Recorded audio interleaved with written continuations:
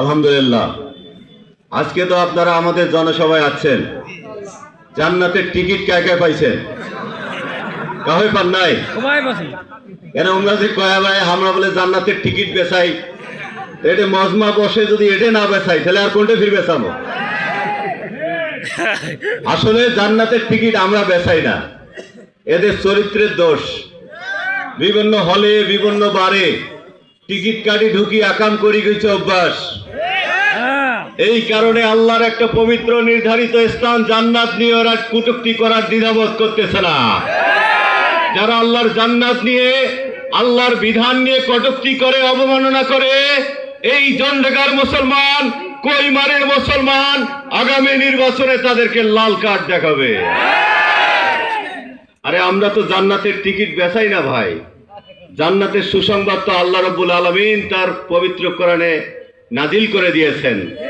তুজাহিদুনা ফিস সাবিলিল্লাহি বিআমালিকুম ওয়া আনফুসিকুম যালিকুম খায়রুল লাকুম ইন কুনতুম তা'লামুন। তোমরা তোমাদের মাল এবং জান দিয়ে আল্লাহ রাস্তায় জিহাদ করো, চেষ্টা করো, সংগ্রাম করো। যদি এটা করো এটাই তোমার জন্য কল্যাণকর। শুধু কল্যাণ করেই না, এটার বদলতে ইয়াগফির লাকুম যুনুবাকুম, তোমার জীবনের সমস্ত গুনাহ খাতা আমি মাফ করে দেব। ওয়ায়াদখিলকুম জান্নাহ, তোমাদেরকে আমি জান্নাতে দাখিল করে দিয়ে আসবো।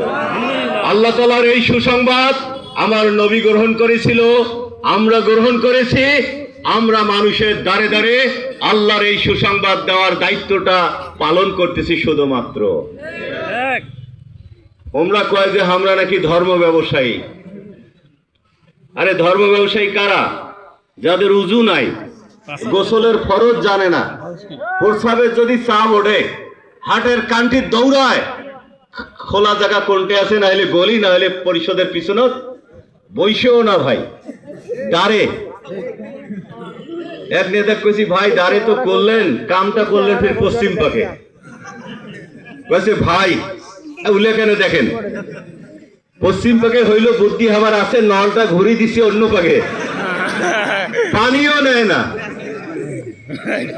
মাঝে মাঝে ফির মিলাদ শরীফ দেখলে টুপি পরে, তাফসীর মাহফিল দাওয়াত দিবেন, ভালো এখন গজি গাতি আসি বসি, না জানি কত পরহেজগার। যারা নামাজ নাই, উজু নাই, গোসল নাই, ভোট আসলে টুপি বাড়ায়, মিলাদ বাড়ায়, ধর্ম ব্যবসায়ী তো তারা। আমরা তো ধর্ম ব্যবসায়ী না। আমার আল্লাহ আমাদের উপর ফরজ করে দিয়েছেন, আনাকিমুদ্দিন আলা তাতাফাররাকু ফি, তোমরা দিন কায়েম করো, কখনো আলাদা হইও না, বিচ্ছিন্ন হইও না, ঐক্যবদ্ধ থাকো। সেই দিন কায়েমের জন্যই তো আমরা ধর্মীয় রাজনীতি করি। আমরা রাজনীতির জন্য ধর্মকে ব্যবহার করি না, বরঞ্চ ধর্মের জন্য আমরা ব্যবহৃত হই। এখন ফির নতুন এখন ব্যবসা ধরি আসছে, এখন ট্যাবলেট বেচাচ্ছে, ফ্যামিলি কার্ড। ছোট্ট না গল্প করি, কৈমারিবাসী বিরক্ত হইবেন না তো। আগের যুগের মানুষ এই কৈমারি হাটে যখন আসতো, তখন কিন্তু ভ্যানও ছিল না, সাইকেলও ছিল না। তখন মানুষের বাড়ি বাড়ি ছিল গাধা, গাধার পিঠে মাল দিত মালিক, ওই গাধার পিঠে এসে খোলা বাজারে চটি বেশি মাল বিক্রি করত। তখন তো কৈমারির এত দোকান পাশার কি ছিল না। এক মালিক ওই মাল নিয়ে হাট করার জন্য আসতেছে, গাধার পিঠে মাল, ও বসছে। গাধার কিন্তু একটা স্বভাব হচ্ছে মূলা খাওয়া। গাধা যদি মূলা দেখে আর মাথা ঠিক থাকে না, মাথা খারাপ হয়ে যাক, মূলা খাবারে লাগবে। তো মালিক আইসে আস্তে আস্তে গাধা দেখে রাস্তার হাতের বাম পাশে এখন মূলা বাড়ি, আর মাথা হয়ে গেছে খারাপ। মালে আর মালিকি আগে মূলা বাড়ি নামে পড়ছে, মূলা খাওয়া শুরু করছে। মালিক এত হুর হার করে, চল চল বেলা যায়, গাধার নড়ে নয়, খায় আর খায়। ওর যখন পেট ভরে গেছে, কাল্লা ভাসাইছে, ভাসে রাস্তা দৌড়াইছে। মালিক কয় যে মাসে তোমার বেলাটা ডুবি গেল, এখন নিয়ে আর কৈমারি বাজার যে লাভ কি, হাট তো ভাঙে গেছে। মনের দুঃখে বেচারা গাধা ঘুরি বাড়ি গেছে। বাড়ি যে চিন্তা করে কাইলেও তো একটা হাট যায়। এই গাধা যদি আবার কোনো মূলা বাড়ি দেখি, পাগলা হ্যাঁ ফির মূলা বাড়ি নামে ফেলে মোট দশা কি হবে, হাটের তো 12টা বাজবে। আর একটা বুদ্ধি করছে, একটা আগালি ছেলেছে, ছেলিয়া আগালির মাথাতে একটা মূলে বান্ধিছে, বান্ধি গাধার পিঠিত মাল দিয়ে জুত মতো বসি, গাধার এক হাত দূরত ওই মূলেটা ধরছে। গাদা তো মহা খুশি ওরে বাপে আজ মুলে বাঁচতে পেয়ে গেছো, কছে এক হাত গেলে মুলা। এই গাদা এক হাত করি যায় আর যায়, মুলের হাত দেখা পায় না। এমরা আমাদেরকে মনে করছে জলডাকার মানুষ, কৈবারের মানুষ গাধা। একটা ফ্যামিলি কার্ড নামক মুলা আমার আপ্পাকে ঝুলাইছে, কয়েছে ভোটটা দিতে দেরি, ফ্যামিলি কার্ড পাইতে দেরি নাই। এমরা কি আমাদের ফ্যামিলি কার্ড দিবে? যারা টেম্পু স্ট্যান্ড, বাস স্ট্যান্ড, ময়লার ভাগার দখল করে চাঁদাবাজি করে, চাঁদাবাজির টাকা ভাগ করতে গিয়ে নিজেরাই পর্যন্ত 200 মানুষকে মারি ফেলছে ভাইরা। তারাই ফ্যামিলি কার্ডের টাকা আমার মা বোন পৌঁছে দিবে, এটা বিশ্বাস করা যায়? প্রিয় ভাইরা, আজকে তারা একদিকে আমাদের মা বোনদেরকে ফ্যামিলি কার্ড দেওয়ার কথা বলতেছে, অন্যদিকে আপনারা ভিডিওতে দেখছেন এক পর্দা করা মহিলা, আমার মা, তার পেটে লাথি মারা, দেখছেন কিনা ভিডিওতে? আমার এক বোন হিজাব করে, ইসলাম ধর্ম অনুসারে তার হিজাব নিয়ে টানাটানি করছে। চুয়াডাঙ্গার এক কুলাঙ্গার এমপি প্রার্থী বিএনপির মহসিন বলছে যে মহিলাদের সায়া খুলে ফেলা হবে। তা যারা আমার বোনদের পর্দা নিয়ে টানাটানি করে, যারা আমার মায়ের পেটে লাথি মারে, যারা আমার মা সন্তানদের সায়া খুলে দিতে চায়, এদের কাছে কি আমার নারীরা নিরাপদ? জলঢাকাবাসী, আমরা কাদের হাতে ক্ষমতা তুলে দিতে যাচ্ছি আমাদেরকে 10 বার ভাবতে হবে। আমরা কি এমন লোককে তুলে দিব যার হাতে আমার নারীরা নিরাপদ থাকবে না, দিতে পারি? তাই আপনাদের বিবেকের কাছে আমি রেখে গেলাম, আমার মায়ের নিরাপত্তা, আমাদের স্ত্রীর নিরাপত্তা, আমাদের কন্যার নিরাপত্তা, আমাদের বোনের নিরাপত্তার সাথে যারা নারী হেনস্থা করে, যারা নারীদেরকে ধর্ষণ করে, এদেরকে আমাদের বয়কট করতে হবে, লাল কার্ড দেখাতে হবে। প্রিয় ভাইরা, প্রিয় ভাইরা আমার, আমরা ইসলাম ধর্মের অনুসারী, ইসলামকে মনে প্রাণে লালন করি। আমার ইসলাম আমাকে শিখিয়েছে অমুসলিমের ধর্মে কিভাবে বিশ্বাস করতে হবে। আমার ইসলাম আমাকে শিখিয়েছে অমুসলিমের ধর্মের কিভাবে স্বাধীনতা দিতে হবে। আমার ধর্ম আমাকে শিখিয়েছে কিভাবে অমুসলিমের ধর্মের প্রতি শ্রদ্ধাশীল থাকতে হবে, এটা আমার ধর্ম শিখিয়েছে। আমার রাসূল বলেছেন, মুসলিম রাষ্ট্রে অমুসলিমরা হচ্ছে মুসলমানের জন্য আমানত। কোন মুসলমান যদি এই আমানতের খেয়ানত করে, কাল কিয়ামতের দিন আমি রাসূল ওই অমুসলিমের পক্ষে দাঁড়াবো, ওই মুসলমানের বিপক্ষে দাঁড়াবো। আমার রাসূল যদি কিয়ামতের দিন আমাদের বিপক্ষে দাঁড়ায়, এত কষ্ট করে কি লাভ হবে? না।